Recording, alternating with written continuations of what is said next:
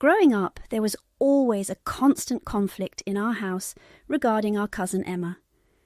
I'm my dad's youngest child, with 2 older brothers, Ryan and Liam, who are twins. The 3 of us agreed that our dad loves Emma and shows more priority to her over us. This might sound childish to complain, but imagine spending your whole life being overshadowed and compared to your cousin, who isn't all that impressive to begin with. Emma, my cousin, is 1 year younger than me and the only child of my uncle and aunt. Naturally, they adore her and shower her with affection, which is completely understandable. What really bothers us, though, is how much our dad dotes on Emma. It feels like he loves her more than us, always buying her everything she wants and giving her more attention than he gives us. This favoritism has always been a sore spot for my brothers and me, making us feel overlooked and undervalued since we were young. Emma and I started attending school in the same year, even though we were a year apart, as both our dad and uncle wanted us to grow up together. They would push us to spend time with each other all the time. Every day my dad would make me wake up way early in the morning to get ready.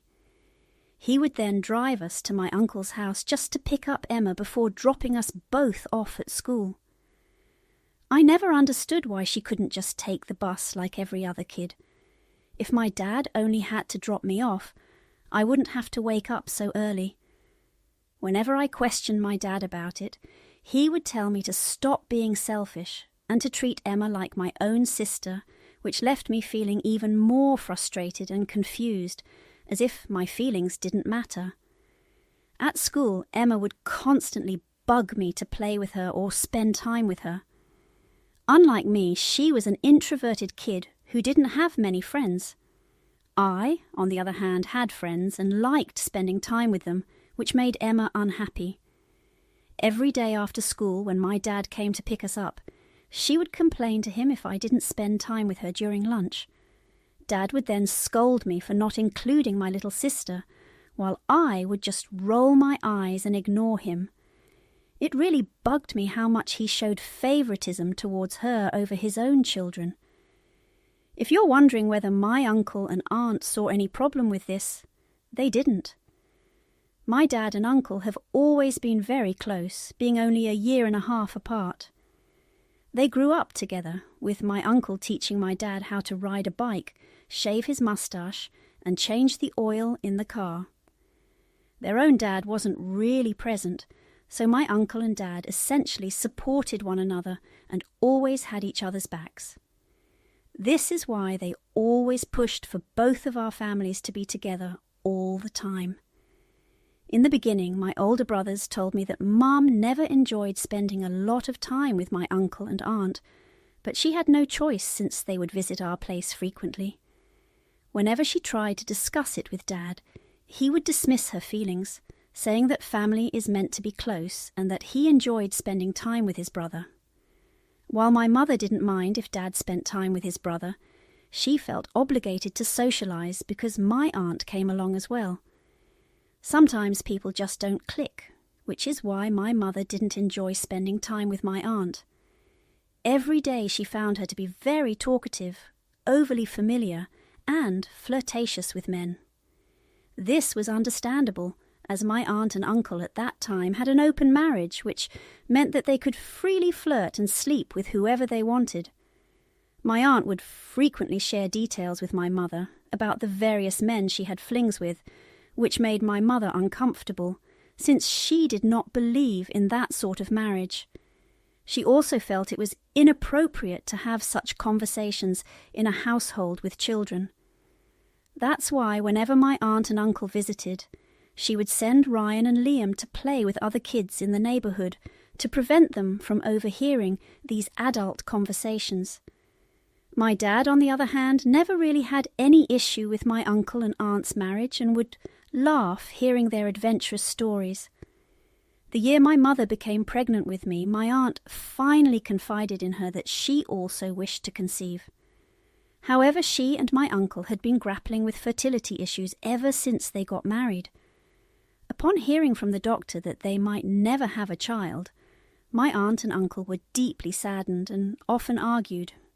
Eventually, they decided to stay married but have an open relationship so they could explore other connections while remaining committed to each other.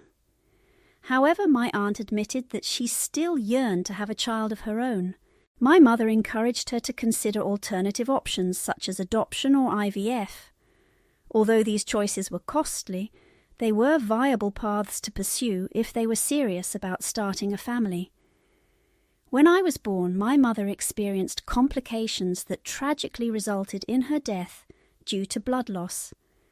My brothers have shared with me how traumatic it was for all of them to feel the conflict of emotions, sadness over our mother's passing, and joy that I was born safe and healthy, just as our mum would have wanted. However, Dad was inconsolable. He refused to leave our mother's side and sat next to her, unable to process the fact that his wife had passed away. I can't begin to imagine how much it hurt him, but he has never shown any resentment towards me or blamed me in any way, even though I wouldn't blame him if he did. I wish my mother were alive as I miss her all the time, even though I never got to meet her. My brothers have so many stories about her, while I only know her through pictures. The first year after I was born, my dad and brothers faced challenges in taking care of me since they were not accustomed to caring for a girl. Despite this, my dad took charge and my brothers followed his lead. These three men have always been there for me unconditionally. I can't recall a single day when my brothers fought with me. They would take me with them everywhere, and I was like their little sidekick. Even when they played video games, they let me sit right by their side so I could watch in awe. They never argued with me over food and always let me have the biggest slice of pizza if I wanted it. I've always had priority when it comes to using the bathroom because they understand that some days of the month I might need it more than they do. I know brothers can be mean and annoying at times, but mine are complete sweethearts. They treat me like a princess. While I've heard many stories from my friends about how siblings fight with each other, I haven't experienced that because both of my brothers are calm and level-headed. The most we've ever disagreed about was a movie, and even that got resolved quickly with a simple vote. Our bond has always been harmonious, and I feel lucky to have such caring brothers. After my mother passed away, my uncle and aunt were always there for us. Thankfully, my aunt got pregnant just a year after I was born. The news of her pregnancy was a source of joy for everyone in our family because they were aware of the long struggle and effort my aunt and uncle had put into trying to conceive a child. When Emma was born, she and I spent a lot of time together since we were only a year apart, and both my dad and uncle wanted us to bond from an early age. Initially, I liked spending time with Emma, but being forced to spend time with someone every day quickly made me lose interest. As I started going to school, I made new friends and naturally began spending less time with Emma.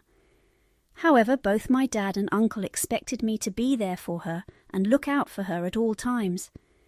Emma tends to be a crybaby and has always been quite dramatic. Growing up without siblings, she never learned to share and was always very possessive of her things. Unfortunately, my uncle and aunt never corrected this behaviour, so it continued into her school years. She would argue with anyone who tried to borrow her pencil or eraser. Whenever she had a disagreement with one of her classmates, she would have a meltdown on the floor. Naturally, kids don't like others who behave this way, so they stopped including her in their games and avoided her on the playground. When she complained to her parents about this, they would blame the teacher or other students for not being inclusive rather than acknowledging the flaws in their own daughter. Being forced to spend a lot of time with Emma made me lose my patience around her. She wasn't easy to get along with. If she wanted to watch a TV show, we had to sit and watch it, even if I didn't share the same taste. If she wanted to eat at a particular restaurant, I had to agree, or she would throw a tantrum. If I had to attend a birthday party where only I was invited, my aunt would pressure my dad to convince me to take Emma with me so she could make new friends. I would end up arguing with my dad because I was exhausted from always being around her. Emma also had a bad habit of showing interest in the guys I liked. If she saw me getting close to a guy, she would approach him and introduce herself as my sister, emphasizing how close we were. Then she would proceed to spill embarrassing childhood stories about me as if they were funny. When my brothers graduated from high school, they were already aware that Dad didn't have enough savings to send them to college. Consequently, both of them worked very hard to secure partial scholarships and took out student loans to finish their education. The expectation was that I would follow in their footsteps and hopefully get a scholarship. I knew before I graduated from high school that I needed to improve my grades and start applying to good universities. Therefore, during my last 2 years of high school, I reduced the amount of time I spent with my friends and focused more on my studies. Emma would often text or call me to hang out, but I would ignore her requests. She insisted that people our age needed to have fun and that I was wasting my time in the library. The year I graduated high school, I received acceptance letters from 2 of my favourite universities and needed to choose between them. Emma had also been accepted into a university, but it wasn't one of my options. However, one of the universities that accepted me was in the same city as her university, so my family expected me to choose that one. Emma excitedly talked about how she couldn't wait to get an apartment with me and live together so we could attend classes and have fun. I couldn't help but find it cringeworthy. I liked my cousin, but I didn't want to spend my entire college life stuck with her. So I chose the other university without discussing it with my dad. Since I had a scholarship and was taking out loans, it was essentially my decision. When my dad found out, he was furious. He tried to force me to change my decision, but I firmly told him it was my life and my choice. He expressed how disappointed he was that I would knowingly choose another university just to avoid spending time with my cousin. He tried to convince me that having a sibling like Emma is the best thing in life. This frustrated me, and I retorted that I did have siblings, my brothers, and I loved spending time with them. I told him he should stop forcing me to spend time with her because I was an adult now and needed to make my own decisions. Both my aunt and uncle also made their disappointment known. They called me to express how much Emma had been looking forward to living with me and how it would have made her college experience much better. However, I didn't care and was happy with my choice of college. One day, as I was packing my things into boxes and preparing to move into my college dorm, I heard my aunt pull up in her car. This wasn't unusual since, after my brothers moved out, she would sometimes come over to spend time with my dad or cook for us. Typically, during these visits, I tried to stay out of the house to avoid her. This time, I was home, so I locked myself in my room and remained silent, hoping my dad would think I was asleep and wouldn't call me to join them. I could hear the 2 of them talking and laughing downstairs. Curiosity got the better of me, so I peeked my head out like any curious child and strained my ears to listen to their conversation. That's when I heard my dad mention something about a college fund, which immediately caught my interest. I tiptoed out of my room and made my way downstairs to listen more closely. As I listened in, I heard my dad tell my aunt that he had been saving money for Emma's college fund for a while now. He assured her that Emma would never have to take out a loan because he had it covered. This revelation left me stunned. My dad had never once mentioned anything about a college fund to me or my brothers, so why would he set one up for my cousin? I felt extremely hurt, wondering why my dad would make such financial arrangements for Emma's education without ever discussing it with me or considering my own financial situation. I tiptoed back upstairs and called my brothers to ask them about it. They were just as shocked as I was, and asked if I was sure about what I heard. I assured them I was. The three of us tried to understand our dad's decision, but none of us had a clue. This is when something clicked in my mind. I knew I could freely talk in front of my brothers, so I voiced my question without hesitation. Do you think Emma might be Dad's child? My brothers were momentarily silent. Then Liam spoke first, initially dismissing the idea as impossible, but Ryan remained silent. When Liam prodded him for his thoughts, Ryan admitted to having had similar suspicions in the past.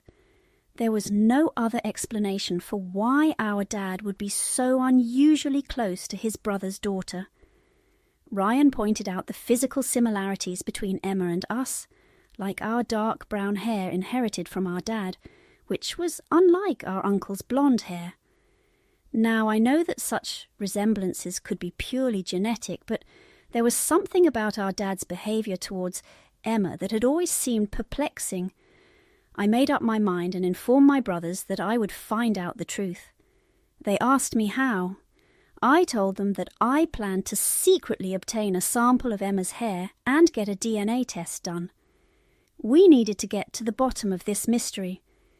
If she was not Dad's child, then great. We would have nothing to worry about. However, if she was, then we needed to know the truth. Ryan and Liam reluctantly agreed, urging me to be careful so no one else would find out about our plan. That week, I asked Emma to hang out with me and discreetly obtained some strands of hair that had fallen on her coat. I felt guilty keeping it in my pocket, as if I was doing something illegal. However, the need to uncover the truth outweighed my unease. The anticipation during the week leading up to the DNA test results was nerve-wracking. I kept hoping and praying that I was wrong about my suspicions, because I didn't know how I would handle it if Emma turned out to be my sister. The day finally arrived when I received the DNA test results, and to my shock, they confirmed that Emma was indeed my sister, as we shared the same biological parent. It felt like the ground had shifted beneath my feet as I read the results. I was left reeling with a whirlwind of emotions, confusion, disbelief, anger, and sorrow all mixed together. I couldn't believe that my dad had kept such a significant secret from us for so long. The fact that Emma was actually my half-sister and not my cousin changed everything for me, and I struggled to come to terms with this new reality. It was a lot to process. I needed time to let it sink in. I felt betrayed by my dad for hiding this from us and angry at myself for not seeing the signs earlier. Clearly he and my aunt had spent a little too much time together and likely had an affair. It was unnerving to process the fact that Emma was born just a year after me, meaning my dad had an affair with his brother's wife within a year of my mother's passing. The thought of it left me feeling disgusted and overwhelmed. Everything also made so much sense about why my dad would force me to hang out with Emma all the time, even when I needed some space. I called my brothers in tears. They immediately sensed that something was terribly wrong. When I shared the news with them that Emma was our half-sister, they were too shocked to say anything. I sent them photos of the DNA test results so they could see for themselves. Ryan and Liam were furious and insisted on coming back home so we could confront Dad together and get to the bottom of this. However, I knew that confronting our dad about such a disgusting revelation wouldn't change anything for us. He had slept with his brother's wife, which resulted in her getting pregnant with Emma. There was nothing we could say to change this truth. Instead, I suggested that we cut him off. Our dad clearly did nothing for us and left us to fend for ourselves, taking on college loans to pay our tuition while he knowingly saved money just for his affair baby. Ryan agreed with me, while Liam was still silent. Now that we knew their secret, I decided we could have a little fun exposing the truth. I orchestrated a plan to reveal the secret to Emma in a subtle yet impactful way so my dad could not escape the consequences. I asked my brothers not to tell Dad anything for the time being. Instead, I asked if they could come over on my moving day to drive me to college because I didn't want to go with my dad, and they immediately agreed. On the day of my departure for college, I invited Emma to see me off one last time. When she arrived, my dad was his usual, excited self around her and gave her a warm hug. During my conversation with Emma, she excitedly shared her plans to move into an apartment and how her mother had recently revealed a college fund she had secretly set up for her years ago. I couldn't help but scoff inwardly and mentally roll my eyes, fully aware of the truth behind it all. Emma was thrilled about how helpful it would be for her future and continued to brag about how her mother had managed to save thousands of dollars over the years, so she did not have to worry about taking a loan like me. When my brothers pulled into the driveway to help me pack my stuff, they didn't even greet my dad properly. The tension was palpable, and my dad must have noticed it too. He tried to approach them, but they gave him the cold shoulder. This was a new dynamic for us because the three of us had always been very respectful towards him. However, after discovering this secret, we couldn't look at him the same way. My brothers practically ignored him as they packed my belongings, and I helped them here and there. Once everything was packed, I turned to bid my dad goodbye. He tried to hug me, but I awkwardly stepped back, avoiding the embrace. He stopped and looked hurt, asking if something was wrong. That's when I met his gaze and told him that I wished Mum were here. He appeared confused and wounded, but I didn't care. After the secret he had hidden from us, I wanted to lash out and scream at him, but I managed to control myself. I hugged Emma goodbye and slipped her an envelope, instructing her to open it in front of my dad after I drove away. She nodded understandingly and bid me farewell. Driving away, I felt a mix of emotions, relief, sadness, and a tinge of guilt. I knew the aftermath of this revelation would be tumultuous for our family, but the truth had to come out. Emma needed to discover the burden of the secret we knew about her mother and our dad. As an extra measure, I also sent a photo of the DNA result to my uncle, ensuring he would not be kept in the dark. Within just half an hour, my phone was ringing off the charts. My brothers also received multiple calls from my aunt and dad, clearly trying to reach out to us to justify their actions, but they never picked up. Then my uncle called, and I decided to answer, since I knew how shocked he must be after reading the document. He asked me directly if the test was fake, and I felt a surge of emotions flood through me as I told him I wished it was. I explained how the news had shattered mine and my brother's perception of our dad when we found out. My uncle took a deep breath and asked if I was doing okay. I could hear genuine concern in his voice, and that's when I burst out crying. My uncle had always been a significant figure in our lives, and I wished I never had to deliver such bad news to him. Despite his own shock and hurt, he showed his goodness of heart by asking about my well-being during such a difficult time. He consoled me and assured me that I had done nothing wrong. He thanked me for revealing the truth to him. Now that I've moved into college and my brothers have left, I've had time to reflect on how big an impact this has had on my family. My stomach hurts, and it feels like I have done something wrong. I'm so scared about what will happen to us as a family. Am I the arsehole for revealing the truth to my cousin? Did I do the right thing? Update 1. The aftermath of revealing the truth has plunged my family into chaos. I found out that Emma and my uncle have swiftly moved out of their house since the revelation, as they don't want anything to do with my aunt. Meanwhile, my aunt's reaction has been volatile and hurtful. She has bombarded me with a barrage of texts ranging from abusive accusations to attempts at justifying her affair with my dad. In her messages, she even went so far as to blame me for breaking up her marriage. She wrote how my mother would be ashamed of me for trying to hurt and break up the family. As for my dad, he has maintained a stony silence since that day, refusing to acknowledge his mistake. Not a single text or call has come from him until now, which is fine for me, since I know he can't say anything to make me forgive him. Thank you to everyone for your comments. While I know deep down that revealing the truth was the right thing to do, the guilt still weighs heavily on me. I never wanted to cause such devastation within my family, but the truth had to come out someday, no matter the consequences. Update 2. A lot of you suggested that I should reach out and apologise to Emma, but I've decided not to.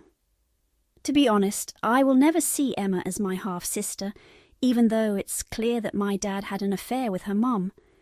She will always just be a cousin to me. That doesn't mean I harbour any hatred towards her. I don't. I was just always forced to take care of her or play with her, which might have built up some resentment. But I genuinely hope she finds happiness and heals from all of this. Some of you have mixed opinions about why I cut my dad off and want me to hear his side of the story. Why would I even do that? Imagine if your parents slept with their sibling's spouse and had a child, keeping it a secret for years and forcing you to be friends with your cousin, just so they could spend time with this child without anyone finding out. Would you be okay with that? Because I can't. I've thought about this long and hard, and I can't accept such a betrayal and deceit. Third update. I wanted to give an update on what has happened to my family. My uncle and Emma came to visit me at college, and I was quite nervous about meeting them. However, as soon as my uncle saw me, he warmly hugged me, which eased some of my tension.